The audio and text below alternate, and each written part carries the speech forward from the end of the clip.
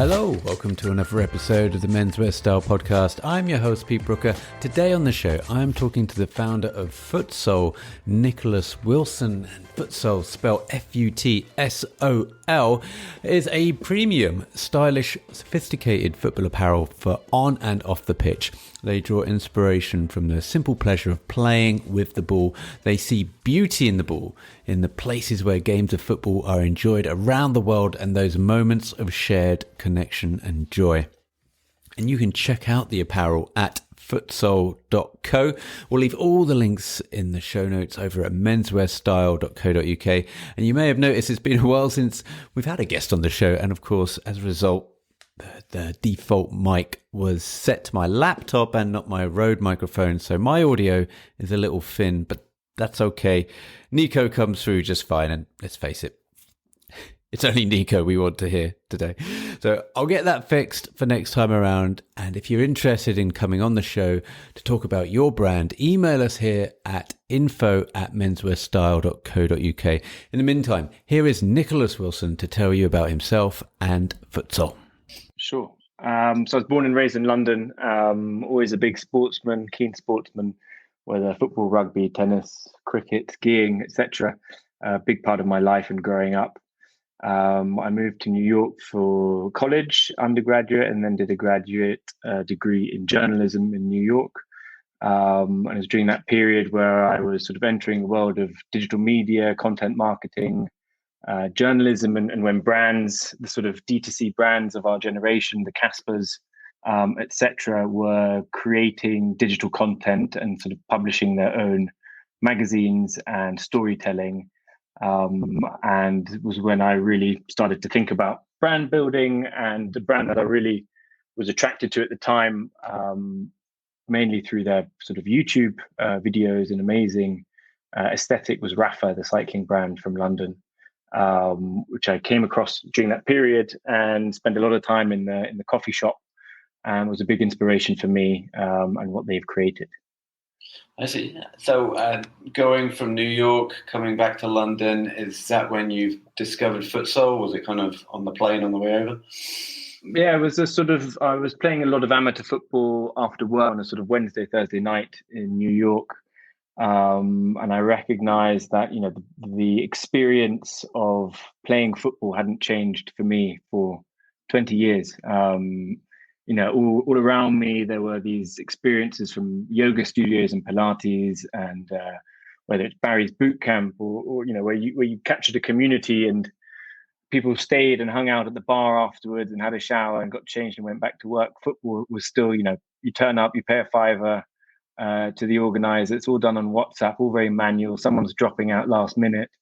You've got to find a ringer from the side of the pitch. And I was always just a bit disappointed that this experience that obviously so many of us loved and was a huge highlight of our week was often badly organized and sort of hadn't really evolved, in the past 20 years.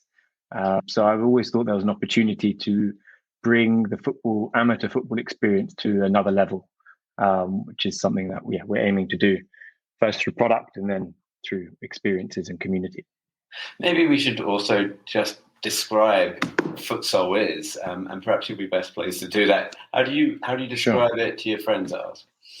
Sure. So we call it a sort of lifestyle destination for football lovers.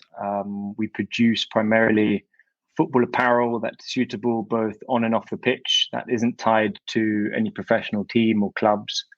I always felt as a big football fan myself, I would never wear, or I would rarely buy any football kit. People I was playing with were often wearing, Lululemon shorts or old cotton rock and roll t-shirts to play. There was rarely any sort of new Nike, Adidas, Man United or Chelsea gear. And I started making me think as a consumer, there weren't many options for me.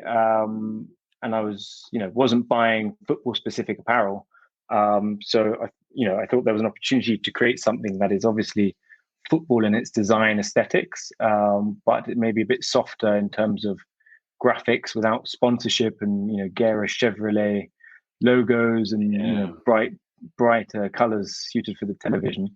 I thought there was something possible, a bit softer, and I guess a bit more stylish. And also without a name on the back, with a player that's going to get sold in the transfer window that maybe only lasts like 6 months, and now you're stuck with like a 180-pound top that you can't wear because he's gone to your rival team. So are there shirts athleisure in terms of, can you play football in these? Are they designed for playing football in the park, or are they designed for more kind of social events and going out? Definitely. So something we noticed early on in doing a bit of research amongst players and friends is, as I said, people were playing in cotton t-shirts, in old vintage gear from the 80s, and it didn't seem to affect their performance.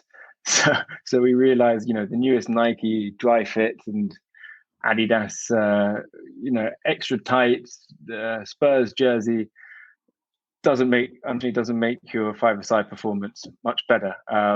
So yeah, we realized that there is a possibility to use these fabrics that are obviously sweat wicking and have the performance of athletic fabrics, but are also more suitable for leisure wear.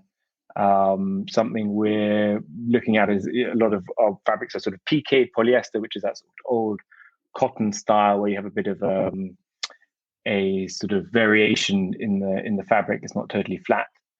And we're looking at bringing in older fabrics that were used in the 80s and 90s, such as merino and Willson, into our performance base. So it's a mix of modern polyesters and old traditional sports fabrics. And are you designing these yourself, or are you kind of recruiting? We have a design team. Luke and the Toms.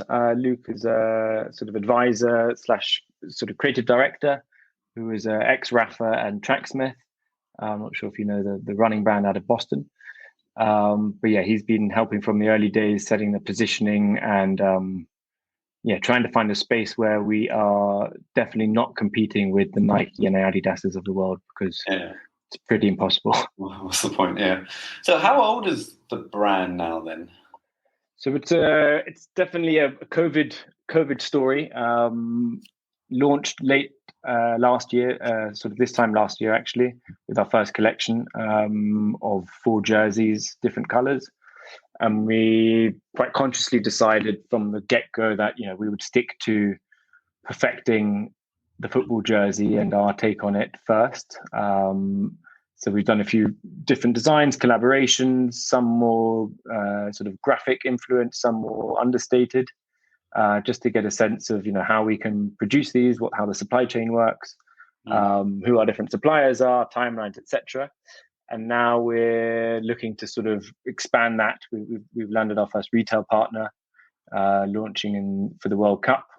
And we are expanding the product range to sort of create a capsule collection, which we'll be presenting early next year. Cool. And was the World Cup always like a destination in your mind when you were starting the brand, as to we'll soft market it, but then really hope to get on the jet flames of the World Cup and catapult the brand further? Yeah, it's a good question. I mean, I think in general, there's so much noise around the World Cup. Every brand is obviously trying to do something football oriented. So, maybe it was a strategic decision to actually stay away from it while we're so small, and, we don't want to compete on keywords in such a popular moment, although we're not doing much digital ads, but it wouldn't really make sense. What it does definitely make sense is a sort of what we'll be doing later this month is sort of our first test events for community building. So bringing people together in an environment where we can share the brand story and sort of test our assumption of people wanting to watch football in a nice environment, not the sort of standard lager-filled pub where you don't know who you're standing next to and what they're going to be shouting. Which is great, by the way, when you're in your mid-20s, I've discovered. You're in the middle of Wetherspoons, but also, I mean, I remember doing that, watching one of the World Cups, the South Africa World Cup. So I guess I'm in early 30s by that point. But it was a real convivial atmosphere. All of my mates, everyone from construction, and we're all just waiting for a goal. But the tournament was so miserable. I mean, that was the one where we absolutely got tonked by Germany as well. I think 4-1. somewhere down there. But all you want to do when you're a fan in the pub is for us to score a goal. Like when it's a drudgy 0-0, or like, there's nothing going on in the game and we're crap, or we get tonked 4-1. The pub is actually the worst place to be, because people have just been there pretty much all day, and now they can't get all of that. They can't vent, can they? They can't get all of that stuff out by cheering on anything. So they kind of take that and trailblaze that into the streets afterwards, and it becomes something else. The atmosphere turns pretty sour quite quickly. Yeah. Sorry, I digress. I've just recapped a load of my World Cup days in the pub. So yeah, much more now. I'm in my 40s. Very much got to watch it on the telly at home and put my tops on and invite the guys around and have that kind of that atmosphere at home in safe quarters. Yeah.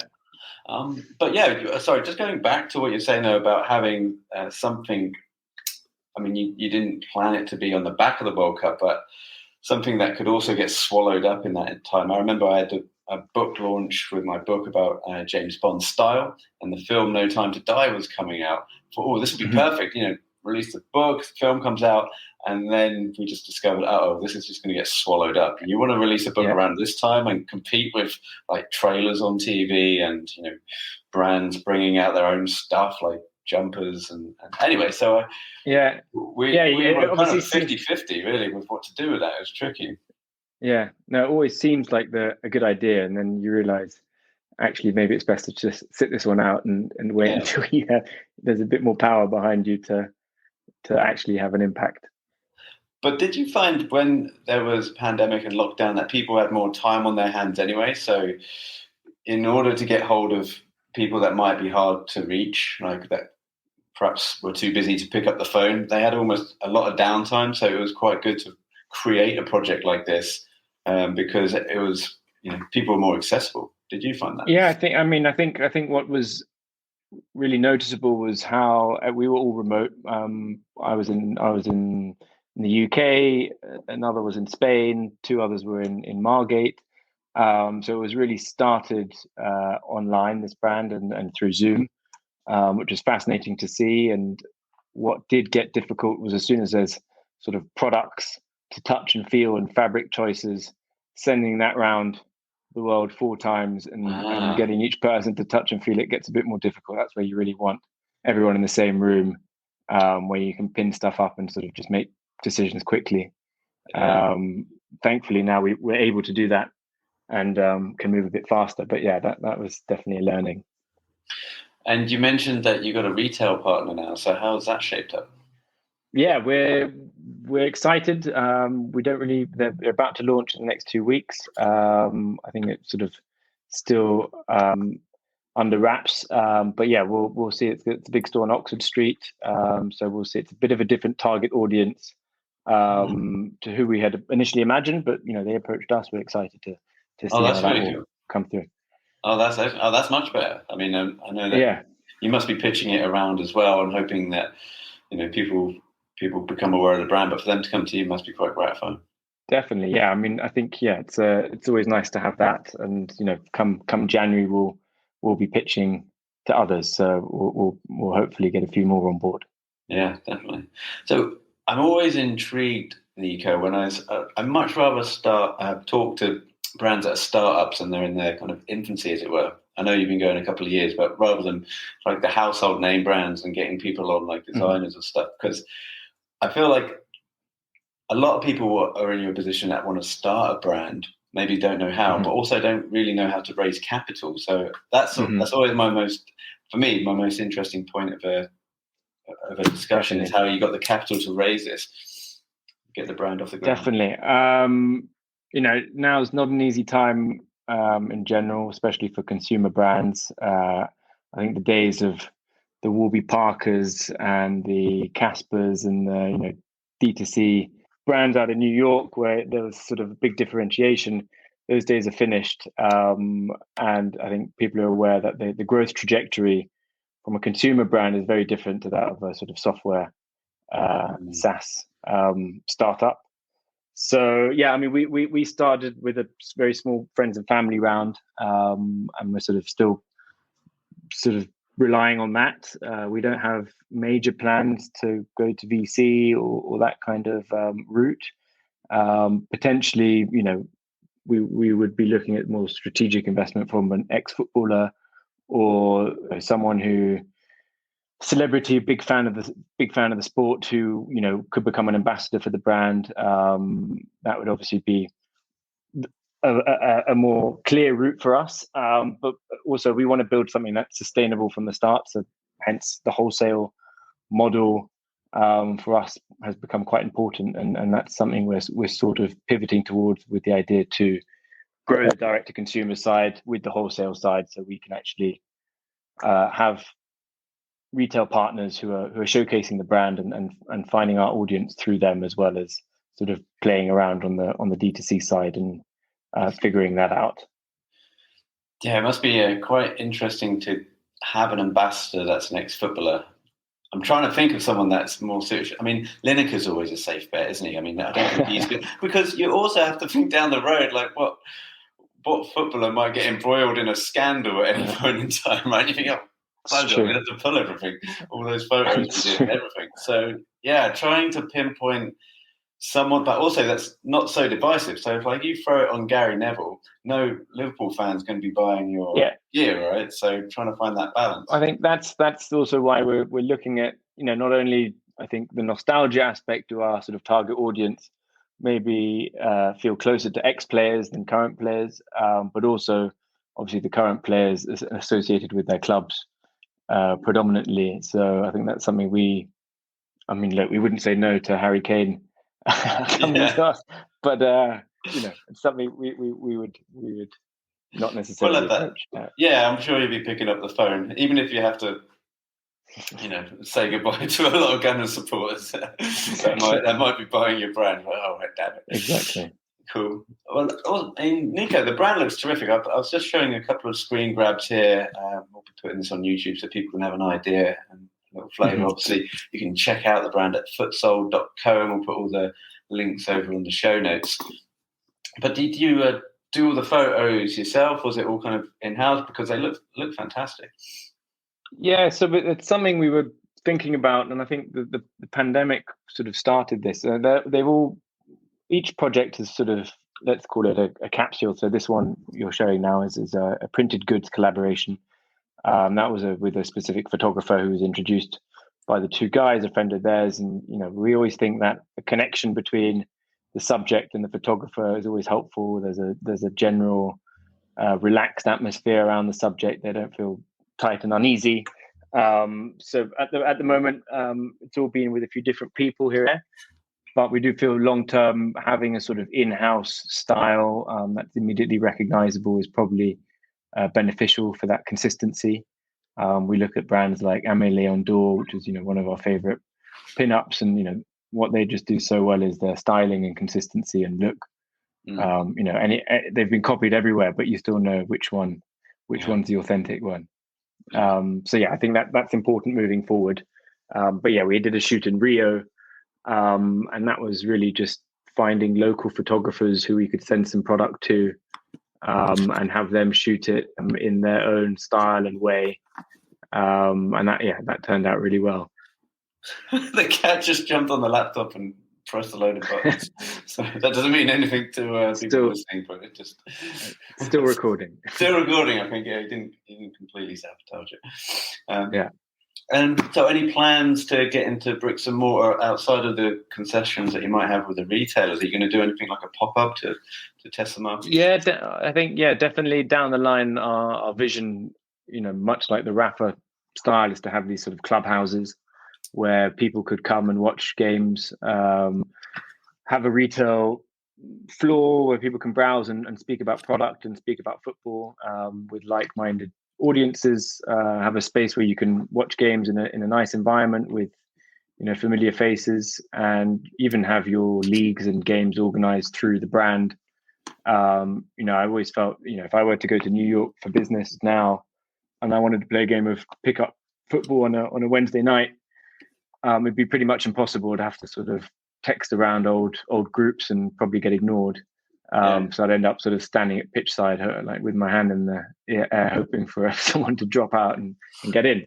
But ideally, I could just book a slot and turn up and play with some people, and that would be the dream. So that's hopefully something where we can get to in the near future. So, what's your position? I mean, five-a-side. Is it five-a-side just kind of like a free-for-all? Like you don't really have defense, mid, and attack, or am I not doing it any justice?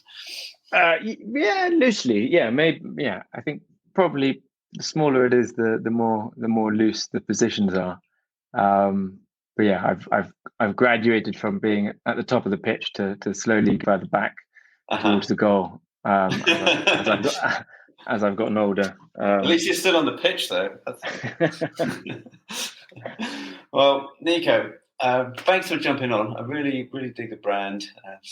I kind of like the idea of wearing something that's fun and being around football, but not so on the nose, like you say, that you have to wear something so logo heavy. Because, I mean, even though I follow a team, I don't follow logos as such. I don't wear any logos outside of what I might wear on my football top. So having something like you guys actually does a fix for me. So, yeah. Great. Really liked it.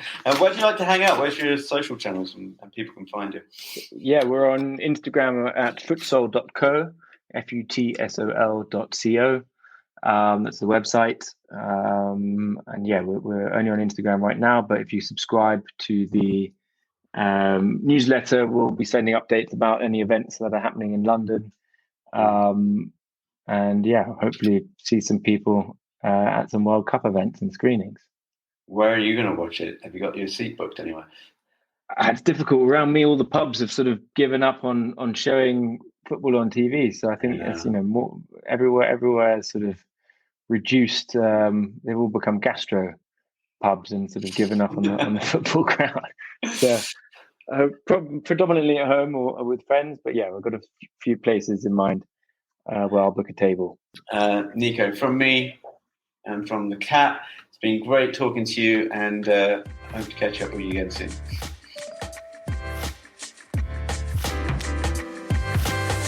You've been listening to the Menswear Style podcast. Be sure to head over to menswearstyle.co.uk for more menswear content and email info@menswearstyle.co.uk if you would like to be a future guest on the show. Finally, please help support the show by leaving a review on iTunes or wherever you're listening to this podcast. Until next time.